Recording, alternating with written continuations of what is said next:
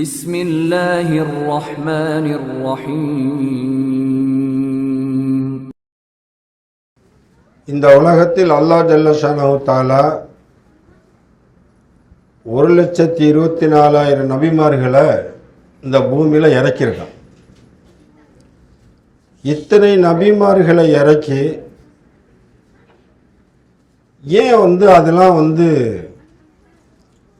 அல்லாஹ் நினைச்ச மாதிரி கை கூடலை, ஏன் இத்தனை நபிமார்கள் வந்துமே அந்த தாவா பெருசாக பரவலை அப்படின்னு சொன்னால், ஒரு இயக்கம் அல்லது ஒரு மார்க்கம் அப்படின்னு இருந்தால் அதுக்கு மெயினாக ஒரு கொள்கை இருக்கணும். இரண்டாவதாக என்ன இருக்கணும் அப்படின்னு சொன்னால், அந்த கொள்கை பிடிப்பாளர்கள் இருக்கணும், அந்த கொள்கையை வளர்க்கக்கூடியவங்க இருக்கணும். அப்போ மற்ற எல்லா நபிமார்களுக்கும் அல்லாஹ் இஸ்லாம் மார்க்கத்தை அனுப்பி இதுதான் கொள்கைன்னு சொன்னான். ஆனால் அந்த கொள்கையை எடுத்து நடக்கிறதுக்கு ஆள் இல்லை, அதுக்குள்ள ஏற்பாடுகள் முடியலை. அப்போ எப்போ இது அல்லாஹ் சக்ஸஸ் ஆகி தர்றான் அப்படின்னா, பெருமானார் ஸல்லல்லாஹு அலைஹி வஸல்லம் அவர்களை இறுதி நபியாக அனுப்பிய போது அந்த கொள்கையை பின்பற்றி நடக்கக்கூடியவர்களை அல்லாஹ் உருவாக்குறான். அதனால தான் அல்லாஹ் ஜல்ல ஷானஹு தஆலா அந்த பத்ரீன்களுக்கு அவ்வளவு முக்கியத்துவம் ஏன் கொடுத்தான். அப்படியே நம்பினார்கள். பெருமானார் ஸல்லல்லாஹு அலைஹி வஸல்லம் அவர்கள் சொல்வது கொள்கை, அந்த கொள்கையை உள்வாங்கி அதை அப்படியே பிரதிபலிக்க ஆரம்பித்தார்கள். எந்த அளவுக்கு அப்படின்னு சொன்னால், பத்ரு போரில் இறங்கி நிற்கிறாங்க, போருக்காக தயாராகிட்டாங்க. போன இடத்துல போர் செய்ய வேண்டிய சூழல் வந்துருச்சு. அந்த மலைக்கு பின்புறம் தான் எதிரிகள் இருக்காங்க. எத்தனை பேர் இருக்காங்கன்னு கூட இவங்க பார்க்கல, இவங்களுக்கு தெரியாது. பெருமானார் ஸல்லல்லாஹு அலைஹி வஸல்லம் சொன்னதை நம்பினாங்க. இப்போ நம்ம ஒரு இடத்துக்கு போகிறாங்க, ஒரு சண்டைக்கு போகிறோம், அவங்க ஒரு 20-30 ரூபா கிட்ட ஒளிஞ்சிருக்காங்க அப்படின்னா ஒருத்தர் பார்த்துட்டு சொன்னால் நம்ம கண்டிப்பாக நம்ப மாட்டோம். என்ன செய்வோம்? நானும் போய் பார்க்குறேன். எல்லாருமே போய் பார்த்தா தான் நம்ம மனசு திருப்தி ஆகும். ஆனால் சஹாபாக்கள் எப்படி அந்த கொள்கையை உள்வாங்கினாங்க, மார்க்கத்தை உள்வாங்கினாங்க அப்படின்னா, பெருமானார் ஸல்லல்லாஹு அலைஹி வஸல்லம் சொல்லிட்டா அதை அப்படியே நம்பினாங்க. பெருமைமிக்கவர்களே, அப்போ இப்படிப்பட்ட கொள்கைவாதிகளை கொண்டு தான் இந்த இஸ்லாம் பரவுனுச்சு. வெறும் அந்த கொள்கையை வச்சு ஒன்றும் செய்ய முடியாது. ஏன் மற்ற மார்க்கங்கள் நிற்கலை? இப்போ ஈசா அலைஹிஸ்ஸலாம் வந்தாங்க, மூசா அலைஹிஸ்ஸலாம் வந்தாங்க, அவளுக்கெல்லாம் வேதங்கள் கொடுக்கப்பட்டுச்சு. ஏன் அந்த வேதத்தை கடைசி வரைக்கும் கொண்டு போய் சேர்க்க முடியலை அப்படின்னா, அந்த வேதத்தை உள்வாங்கினவங்க யாரும் இல்லை. வேதம் இருந்துச்சு, அந்த வேதத்தை ஏற்று நடக்கக்கூடியவர்கள், அதன் மீது அக்கறை கொண்டவர்கள் இல்லை. அப்போ அந்த வேதத்தை என்ன செஞ்சாங்க? ஆளுக்காளு கையாடல் பண்ணி அந்த அர்த்தங்களை மாற்றி தனக்கு தோத அந்த வேதங்களை மாற்றிக்கிட்டாங்க. ஆனால் அந்த அல் குரானில் அப்படி இல்லை, ஹதீஸில் அப்படி இல்லை. அந்த குரான் வேதம் என்பது ஒரு தனியாக இருந்தாலுமே அதை படிக்க தெரியாத, ஓத தெரியாத ஆளுகளுக்கு இஸ்லாம் போய் சேருது. எப்படி சேருது அப்படின்னா, தன் கொள்கையை உள்வாங்கி கொண்டு பரப்பக்கூடிய மக்கள் இருப்பதால். அப்போ சஹாபாக்கள் அந்த காலத்திலேருந்து அதை உள்வாங்கி பரப்பி இங்கே கொண்டு வந்துட்டாங்க. இப்போ யார் இதை கடத்துறது? இப்போ இந்த செய்தியை கடத்தக்கூடிய பொறுப்பு நம்மளுக்கு இருக்கா இல்லையா? நம்ம சமுதாயத்துக்கு நம்ம தான் கடத்தணும். எல்லாருமே இதில் மேன்போக்காக பொடுபோக்காக இருந்தால், ஒன்று இஸ்லாம் மறக்கடிக்கப்படும், இல்லை இஸ்லாத்திலிருந்து நாம் துரத்தடிக்கப்படுவோம். இதை வாங்கி இப்போ நான் உதாரணத்துக்கு சொல்கிறேன். இப்போ நான் இதை பற்றி பேசுகிறேன்னு யாரும் தப்பாக நினைக்க வேணாம். தராவீஹ் 20 ரக்காத்து தான் தொழுகணும்னு சொன்னது யார்? அதை ஏற்படுத்தி செஞ்சு கொடுத்தது யார்? உமர் ரலியல்லாஹு தஆலா. அவங்க எப்படிப்பட்ட சஹாபி?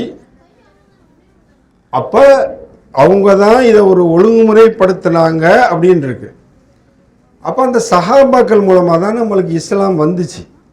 அவங்கள பின்பற்றினா நம்ம கெட்டு போயிடுவோமா? அஸ்ஹாபி கன்னுஜூமி ஃபபி ஐஹிம் இக்ததைத்தும் இஹ்ததைத்தும், அந்த ஒரு ஹதீஸ் வரும். என்னுடைய சஹாபாக்கள் நட்சத்திரத்தை போன்றவர்கள், அவர்களை யாரை நீங்கள் பின்பற்றினாலும் என்ன செஞ்சிடலாம், நேர் வழி அடைஞ்சிடலாம். சஹாபினா யாரு? பெருமானார் ஸல்லல்லாஹு அலைஹி வஸல்லத்தை பல வருட காலங்கள் பார்த்து பக்கத்திலேயே இருந்தாலும் சஹாபி தான். ஒரு 5 நிமிஷம் தான் வாழ்க்கையில் பார்த்து முசாபா செஞ்சுட்டு பார்த்துட்டு போனாலும் அவரும் சஹாபி தான். அந்த சஹாபிக்கு கூட நாம் ஈக்குவலாக வர முடியாது. அந்த அளவுக்கு அவங்க உயர்வு பெற்றவங்க. அப்போ இந்த சஹாபாக்கள் மூலமாக தான் நம்மளுக்கு இஸ்லாம் வருது, செய்திகளும் வருது. அப்போ இந்த 20 ரக்காத்து தொழுவணும்னு இருக்குங்க. நாம் என்ன செய்கிறோம்? 8 தொழுகிறோம்.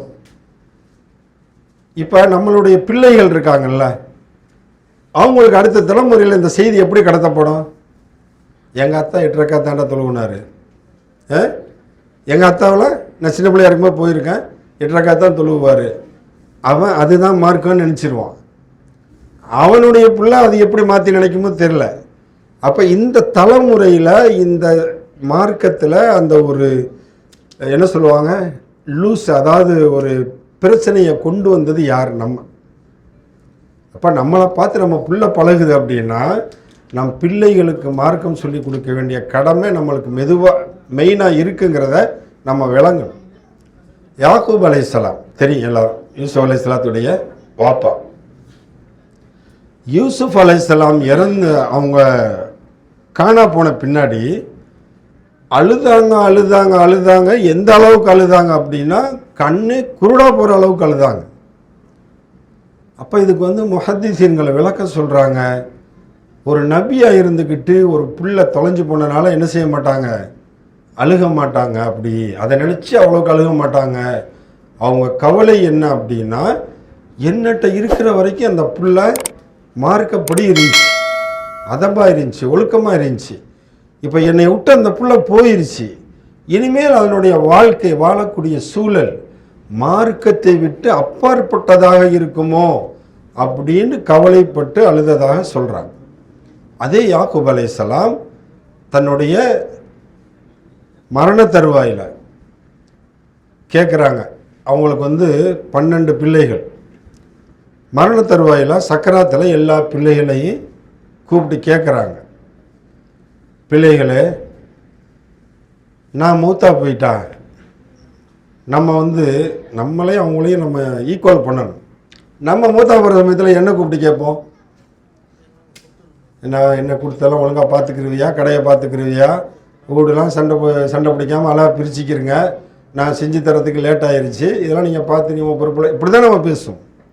ஆனால் யாக்கூப் அலைஹிஸ்ஸலாம் இதை பற்றி எதுவுமே பேசலை. நான் மௌத்தா போயிட்டா எனக்கு பின்னாடி நீங்கள் யாரை வணங்குவீங்க? சூரத்துல் பக்ராவில் அந்த ஆயத்து, அந்த கடைசி பக்கத்துக்கு முதல் பதில் இதில் வருங்க, யாக்கூப் அலைஹிஸ்ஸலாத்தை பற்றி.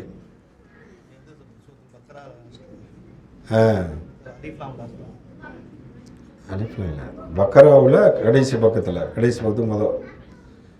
அப்போ இல்லை, யாரை நீங்கள் வணங்குவீங்க அப்படின்னு கேட்குற அந்த இது அப்போ நினச்சிருந்தா மறந்துருச்சு. அப்போ யாக்கூப் அலைஹிஸ்ஸலாம் கேட்குறாங்க. அவங்க ஒரு நபி, பிள்ளைகளிலும் சில பேர்கள் நபி. ஆனால் அவங்க என்ன பதில் சொல்கிறாங்க அப்படின்னா, என்னுடைய ரப்பை வணங்குவேன்னு அவங்க சொல்லலை. நல்லா நினச்சிக்கிறீங்க, நம்ம மார்க்கத்தை உதாசீனப்படுத்தினா என்ன நடக்குங்கிறத நீங்கள் விளங்கிக்கணும். அல்லாஹ்வை உதாசீனப்படுத்தி நம்ம வாழ்க்கையில் நடந்தாலோ பேசினாலோ நினைச்சாலோ ஒரு சமுதாயமே எப்படி மாறுதுன்னு பாருங்கள்.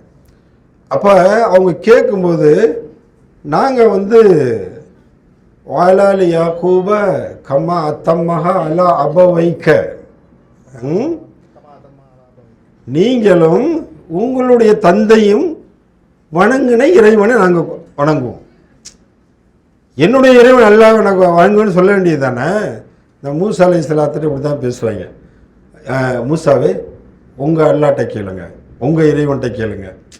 அவங்க ஈமான் கொண்டு இருக்கன்னு தான் சொல்லுவாங்க. ஆனால் பேச்சினேன் அப்படின்னா தனித்தனியாக. இதே மாதிரி தான் இவங்களும் சொன்னாங்க. அப்போ இந்த யாக்கூப் அலைஹிஸ்ஸலாத்தினுடைய பிள்ளைகள் இருக்காங்கல்ல, அதில் ஒரு மகன் யஹூதான்னு இருந்தார் ஒருத்தர், யஹூதா. அப்போ அந்த குடும்பத்துக்கு பேர், அந்த தலைக்கட்டுக்கு பேர் யஹூதா குடும்பம்னு சொல்லுவாங்க. அவங்களுடைய வாரிசுகள் தான் இன்னைக்கு இருக்கக்கூடிய யகூதிகள்.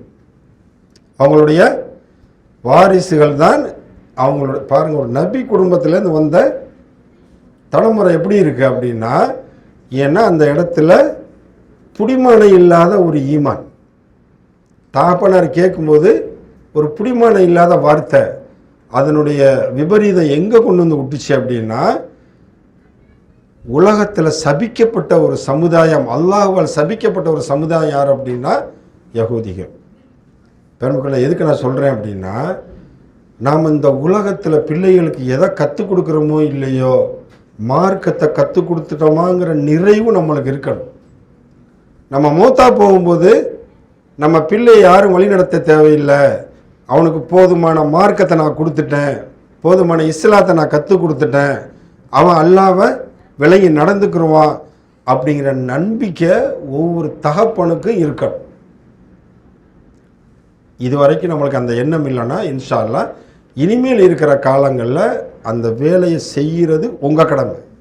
உங்களுக்கு இஸ்லாம் கிடைச்சிருச்சு, பூரணமாக நீங்கள் கற்றுக்கிறணும். இந்த பரிபூரணமான இஸ்லாத்தை நீங்கள் அடுத்த தலைமுறைக்கு நீங்கள் கடத்தணும் அப்படின்னா உங்கள் பிள்ளைகளுக்கு அதை முழுமையாக நீங்கள் கற்றுக் கொடுக்கணும். இல்லை அப்படின்னா இஸ்லாத்தை இழந்த சமுதாயமாக நாம் ஆகி, இஸ்லாம் அழிந்து போகிறதுக்கு காரணமாக நாம் ஆகி, இஸ்லாம் அழிந்து போகுதோ இல்லையோ இஸ்லாத்தை விட்டு நம்ம விலகிடுவோங்கிறதுல எந்த சந்தேகமும் இல்லை. அதனால் இந்த வாழ்க்கையை ரொம்ப ஷார்ப்பாக வாழணும், நம்ம பிள்ளைகளை ரொம்ப ஷார்ப்பாக வளர்க்கணும் இன்ஷா அல்லாஹ். அப்படி வளர்க்கக்கூடிய பாக்கியத்தை அல்லாஹ் எங்களுக்கும் எனக்கும் உங்களுக்கும் தந்தல்வானாக. வாஹிர் தாவானா அல்ஹம்துலில்லாஹி ரப்பில் ஆலமீன். வஸ்ஸலாமு அலைக்கும் வரஹ்மத்துல்லாஹி வபரகாத்துஹு.